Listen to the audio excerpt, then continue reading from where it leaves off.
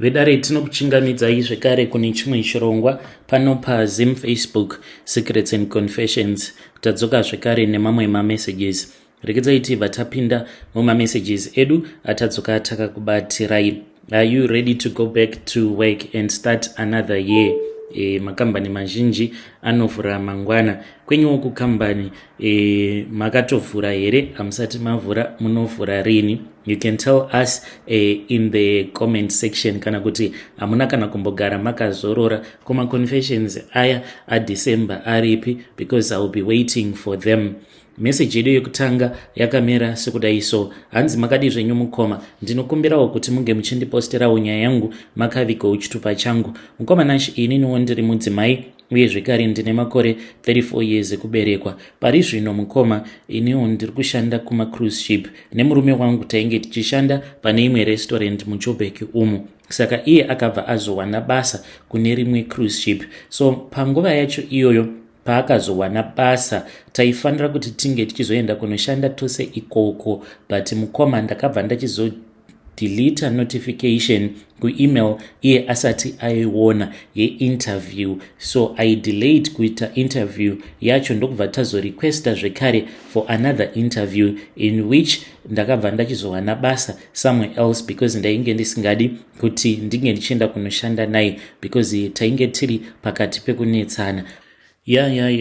I know muchati ndakaita mistake, but zvinowanikwa wani mukurarama vanhu munonetsana, ende kana manetsana umwe neumwe is entitled to make their own decision. Ndo decision yandakatora panguva yacho iyoyo, not kuti murume handimudi, murume wangu ndinomuda. So kutaura kudai so murume wangu ari kubasa, ndakadzoka mukoma nashi. I know I made a mistake because kuonana kwedu kutaura kudai kwava kuti netsei, because iye paanenge ari kumba kuvana then inini ndinenge ndiri kubasa mukoma nashi. So nyaya yakazoitika ndeye kuti ndakazorara namanager vekubasa vedu. Zvakaitika mukoma, one day vakandidaidza ndikabva ndaona vakabata CV rangu, ndikati ko CV rangu muri kuridii, because already handiti ndakatopinda basa here. Vakabva vanditi I want to call mahotels ose awa awakanyora kuti ndokwawakamboshanda. Wakamboshanda here kuMichaels mukoma? Hana yangu ikarova. Munongozviziva kuti vanhu vazhinji takaendawo kuma cruise ship nekungonyorawo mareferences enhema. Paya pakuzonoisa namba, unobva wazoisa kana namba dzehama yako, anobva azoita sekunge iye anotokuziva uye zvekare wakatomboshanda pahotel yacho iyoyo inenge iri muZim, but kazhinji havatombofoni, havatomborina kana basa nazvo. Koma ndakabva ndati fonai zvenyu, inangu handina basa nazvo. Akabva ati do you know kuti kana ndikafona the possibilities of you getting arrested, it is quite high. At that time we were docked ku America, which means kuti I was going to be arrested there.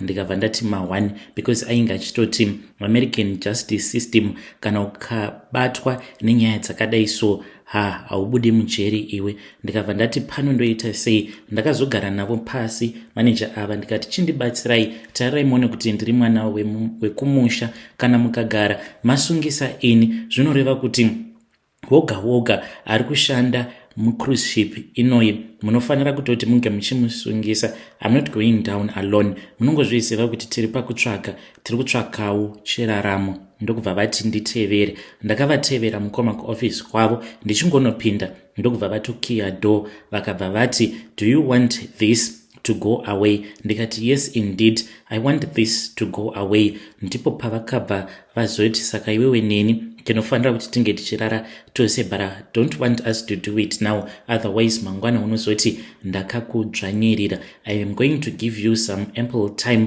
to think about it. Mukoma nashi nekudawo kwekuti ndainge ndagarisa ndisingachazivi chinonzi munhurume, ndakabva ndatongonzwa kutongoda same time, but kuti ndige ndichivaudza ndakaona kuti zvainge zvisingaiti ndakaramba ndakanyarara.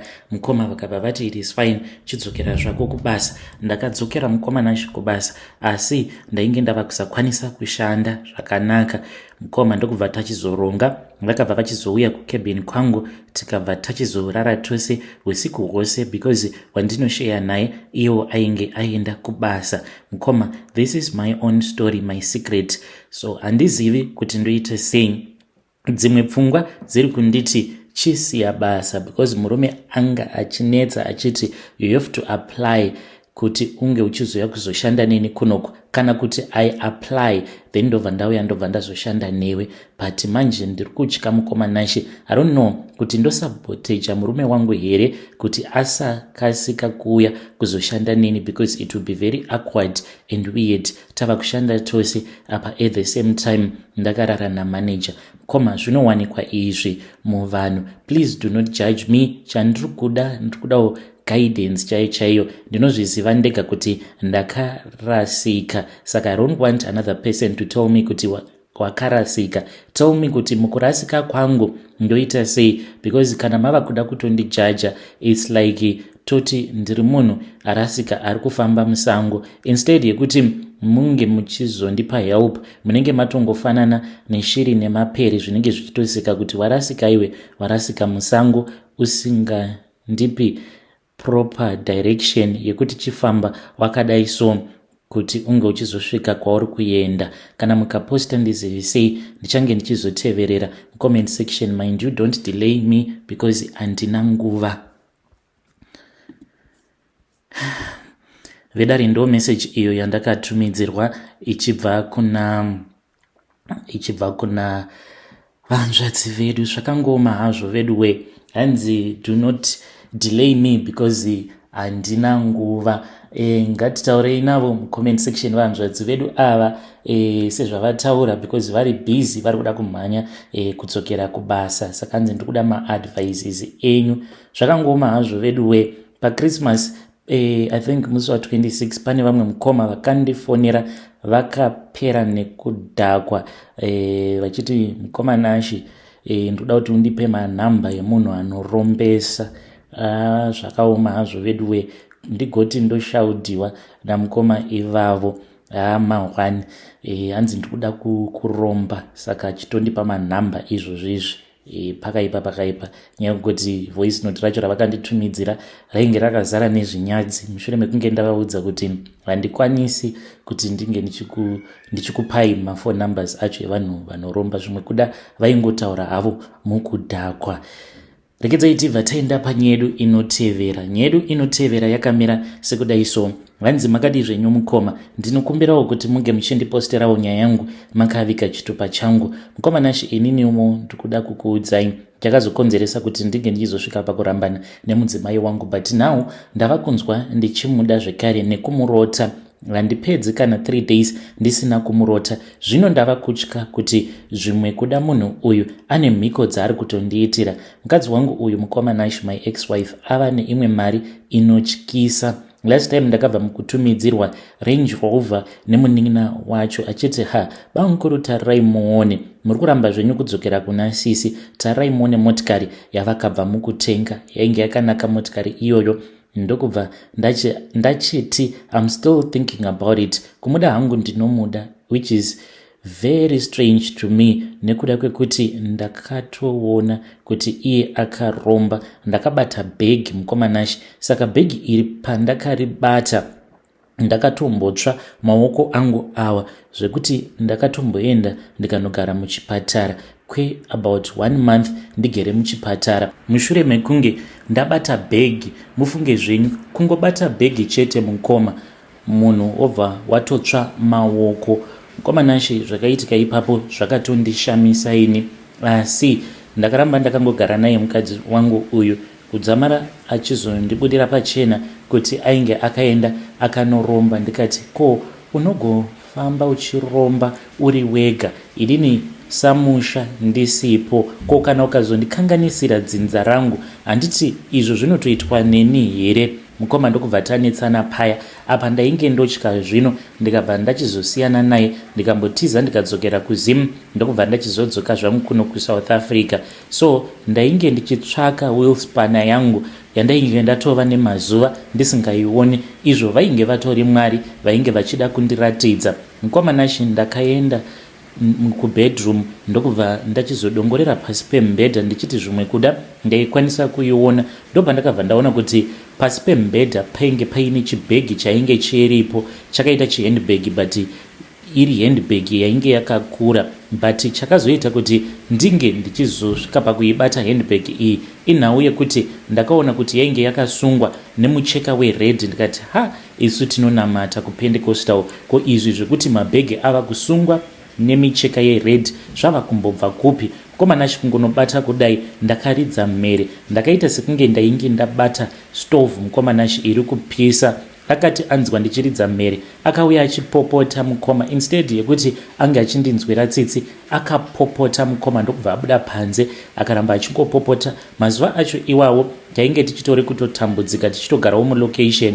Muvakidzani wedu ndiye akazotodaidza ambulance ino kuti ndige ndichiudza muvakidzani wedu kuti ndo zvainge zvaitika. Kana kutaura kwacho ndainge ndava kusatombokwanisa, ndichita sekunge shaya dzangu idzi dzainge dzakabatwa dzainge dzakaita kuoma. Munoziva zviya zvinoitika kana uchinzwa kuda kurutsa, ndo zvandainge ndichinzwa ipapo. Ndokubva ndazoenda kuchipatara, ndichizonobuda muchipatara munhu mukoma ainge atochinja, ainge ava kungoti kana akabuda otodzoka akabata kana 3-4,000 rands. Ndobva ndamubvunza kuti ko mari iyi waiwana kupi? Aingoti ndanhonga.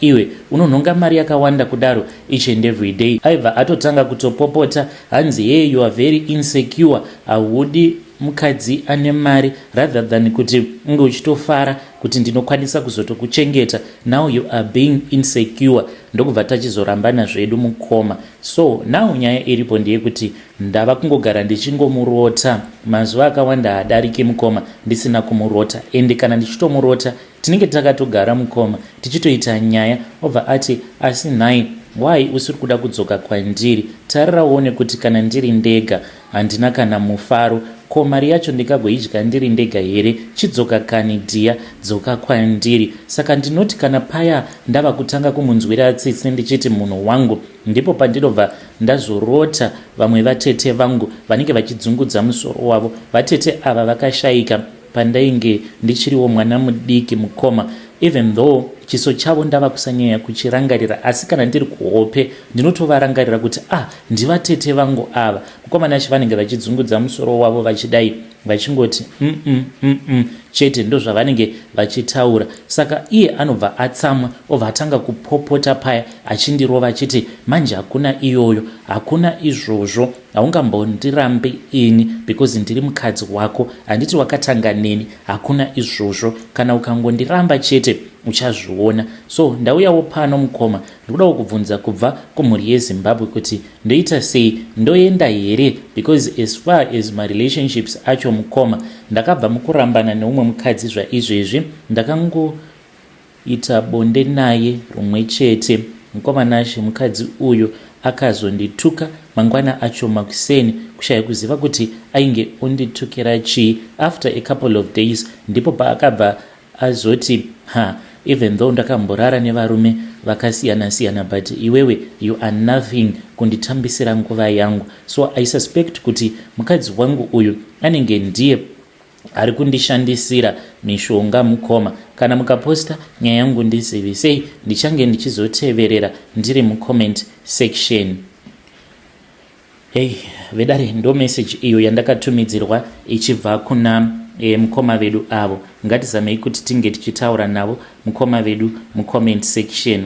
Musadzokera mukoma, because munhu kana muchitoziva kutoti akatoromba, why do you want to go there? Musanyengererwa nemarange rover acho iwawo amuri kutumidzirwa naamai nini, zvimwe kuda vari kutotumwa nasisi vavo.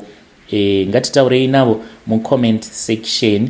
Regedzai tibva taenda panyaya yedu inotevera. Nyedu inotevera yakamira sekudai so. Hanzi makadi zvenyu mukoma, ndinokumbirawo kuti muge muchindipostirawo nyaya yangu makavigawo chitupa changu. Mukomanashi ininiwo ndinogara muBenoni, saka ndichiuya kunoku ndainge ndisingazivi havangazvizivi kuti Tsano vanoita zvekuba. Zvino nerimwe zuva Tsano vakandidaidza vakabva vati, Tsano uyai kuno, ndikabva ndazoenda kuya mukoma. Vakabva vati painge paine peace job yatainge tichifanira kuti tinge tichiita, so takabva tazoenda kumba kweumwe muSouth African. Takati tasvika kuya muSouth African wacho iyeye atori muCID mukoma. Ndakafungidzirawo kuti zvimwe kuda hamenowo imwe peace job sezvo ivo vachiita zvekuvaka. Vakabva vatanga kutaura makore acho iwavo ndainge ndisingagoni kutaura chiZulu, saka vakati vachitaura mukoma hapana kana chandainge ndichimbonzwa. Kudzamara uya azondibvunza kuti unogona here kudhiraivha, ndikaseka ndikatoti kudhiraivha mungabvunza ini here, kuZimbabwe uko ndaitodhiraivha makombi. Akati what is a kombi? Ndokubva achizoudzwa naTsano kuti itaxi. kuZimbabwe hatiti mataxi, tinoti makombi. Akabva ati umageza. Mukoma Nashi ndainge ndichingobvumirawo sezvo ndainge ndichinzi naTsano iti Mukoma Nashi ndo pandakabva ndachizopiwa basa.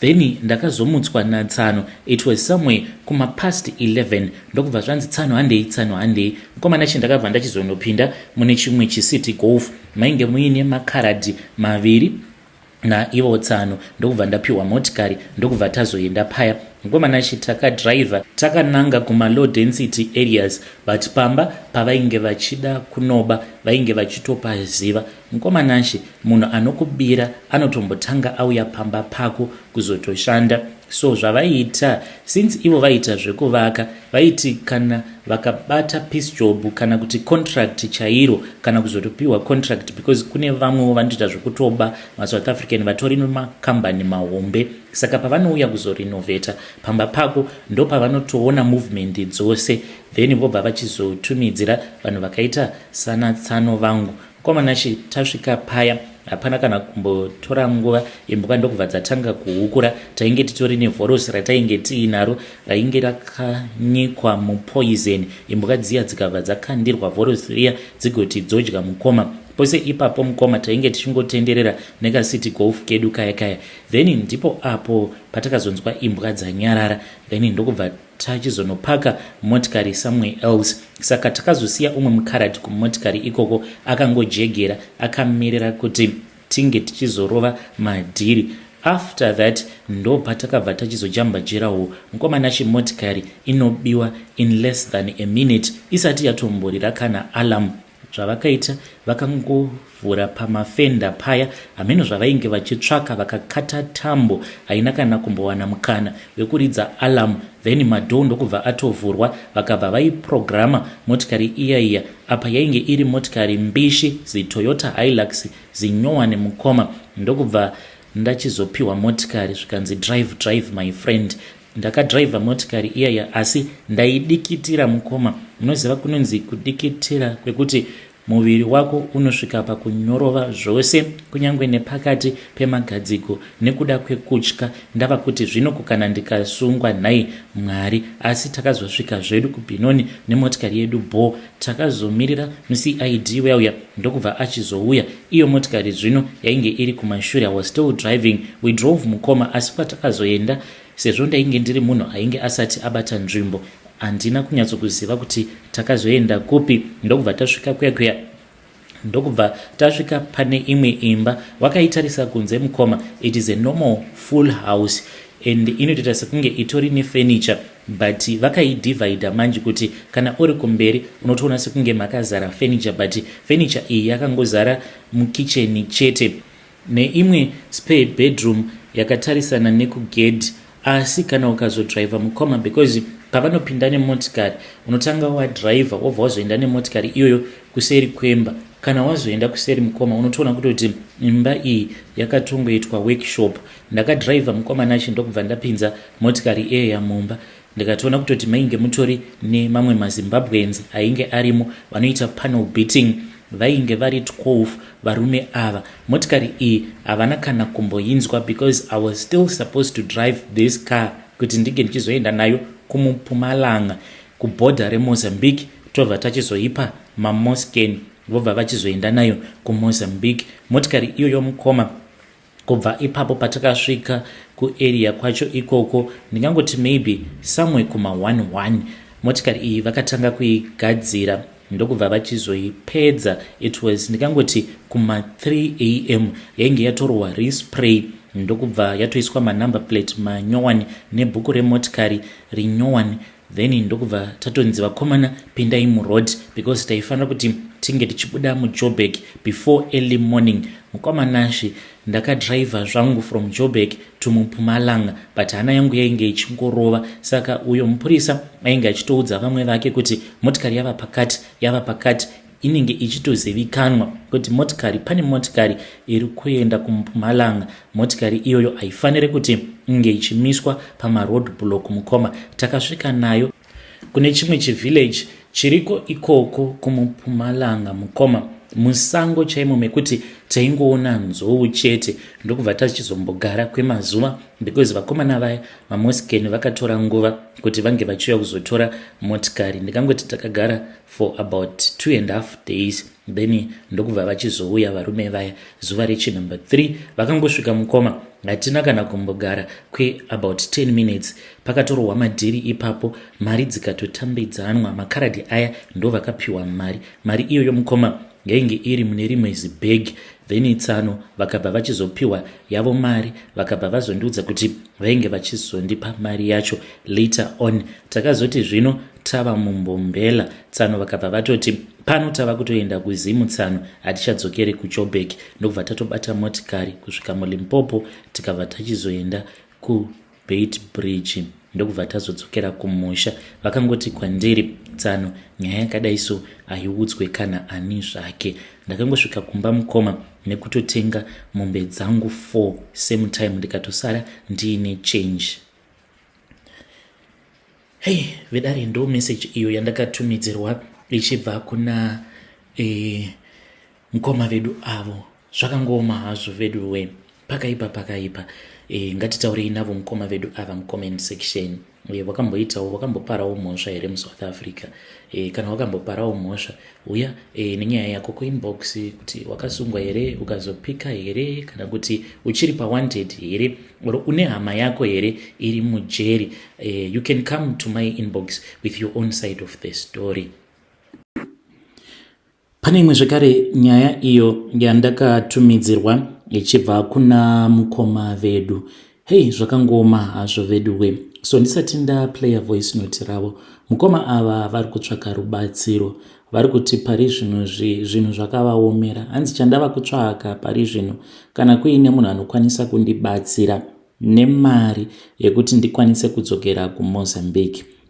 Vari muSouth Africa, so kune vanenge vachizivawo kuti kubva muno muSouth Africa tingangoti toti muJoburg, from Joburg tichienda kuMozambique pangadawo mari. Hanzi ndikungoda mari yebhazi yekuti ndinobva muJoburg ndobva ndaenda kuMozambique ndonotaura navo sekuru ava, because zvinhu zvacho zvakazopanduka, nemari yekudzoka kune vachiri kukwanisa kurangarira. Pane vamwe Mukoma vakambouya nenyaya yavo vachiti ndiri kutsvakawo munhu anokwanisa kundibatsira in secret, handidi kuti mudzimai wangu azozviziva kuti ndakaromba, because zvinhu zviya zvapanduka. Panguva yavainge vachiti hanzi mai guru vari kurwara, vainge vakarombera mashops avo vakati vane zvinhu zvavainge vachishandisa. If you still remember, I think ndakamboiposta nyaya yacho. So vari kuda kudzosera zvinhu izvi.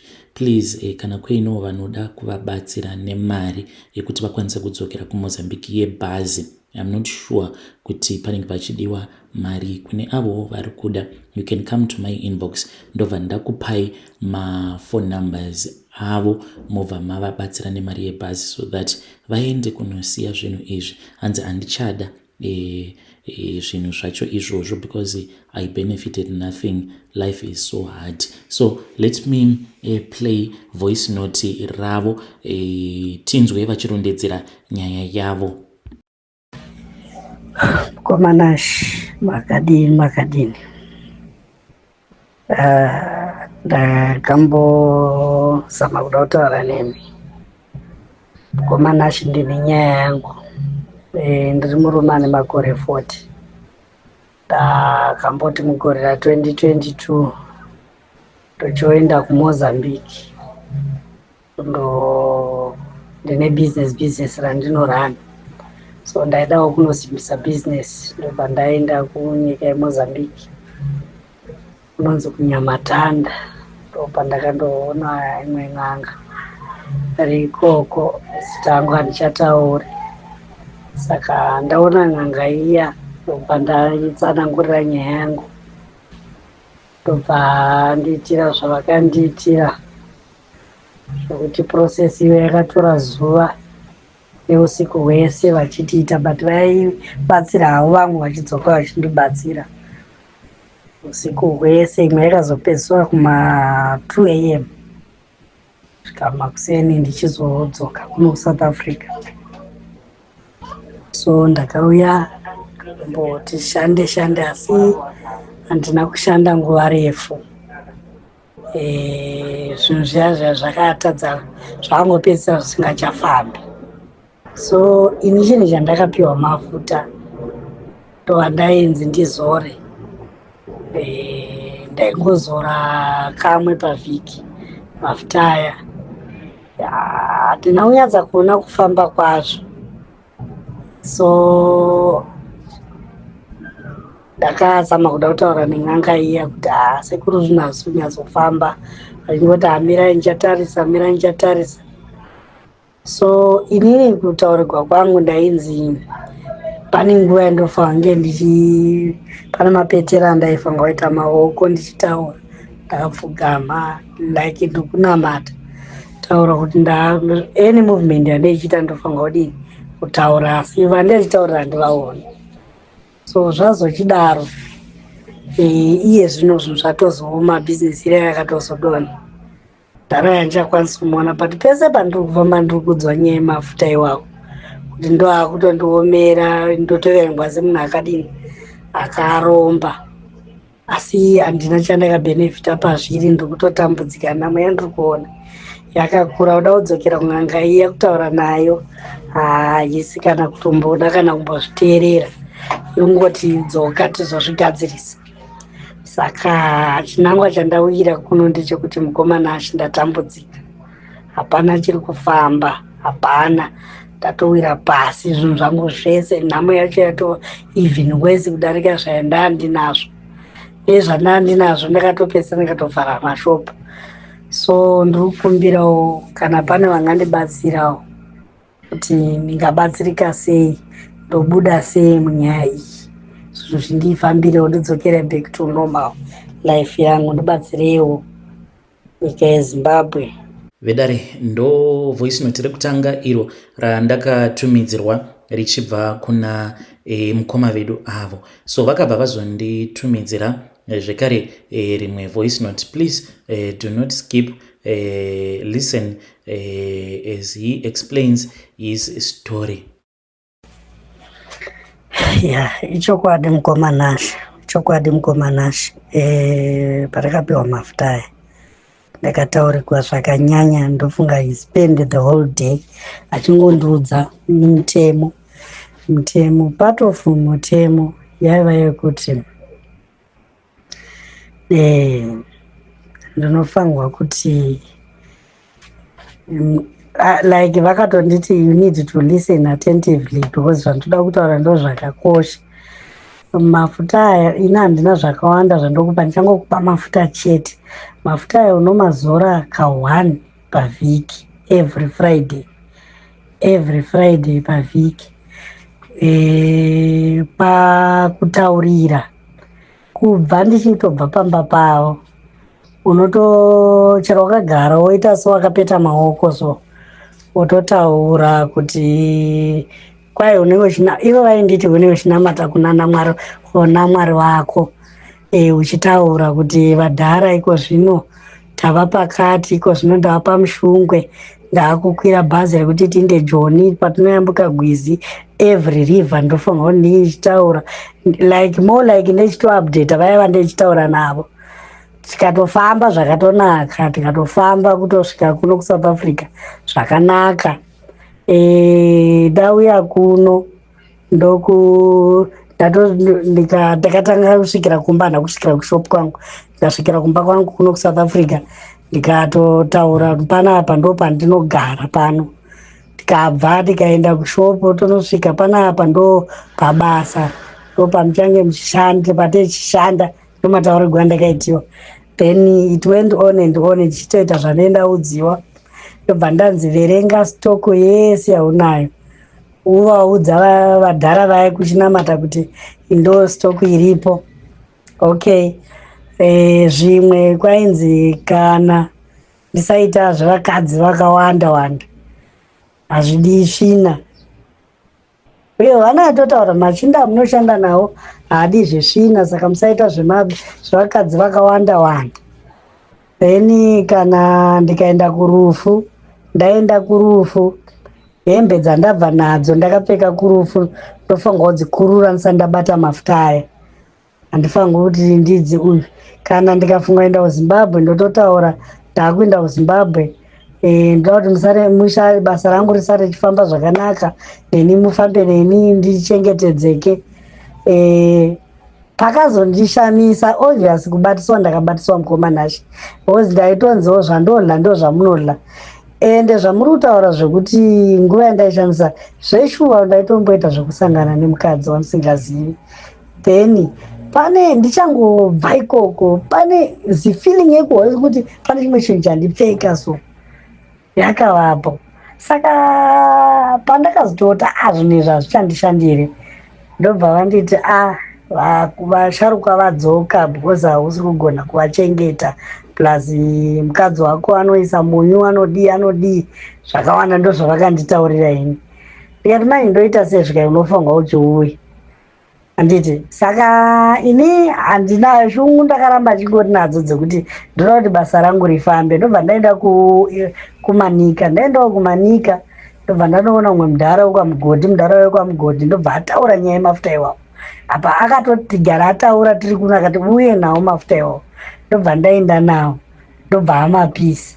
But akati mutsvage cheche yemweya, mutogara muchinamata cheche yemweya, ndobva zvapera zvakadero. Sino mukomana chindatambura iye zvino ndava mbwa, ndikakudzai munhu waMwari, ndichihla Mwari vakanditeerera right now. Ndine vana 5, vana 5 they are no longer going to school because handichakwanisi kuafoda rent, ndiri kuowa hamene mwedzi mingani. Shopu yandandinayo ndakatovhara, ndobva ndavhura kamwe kadiki kacho kungovhura from May kusvika izvezvi kakutodonha. Apa ndo pandinoraramira. Kuti ndiinde kumusha, vana mai vari kuti chiuya, apa ndane 4 years sinamboenda kuZimbabwe, chiuya chitsvaga yekuuya, haisi kana kubatika mariyo, ndazama pose pandogona napo, trying to sell anything kuti ndidai hapana chiri kufamba. Vedare ndo rimwe voice note iro randakatumidzirwa richibva kuna mukoma vedu.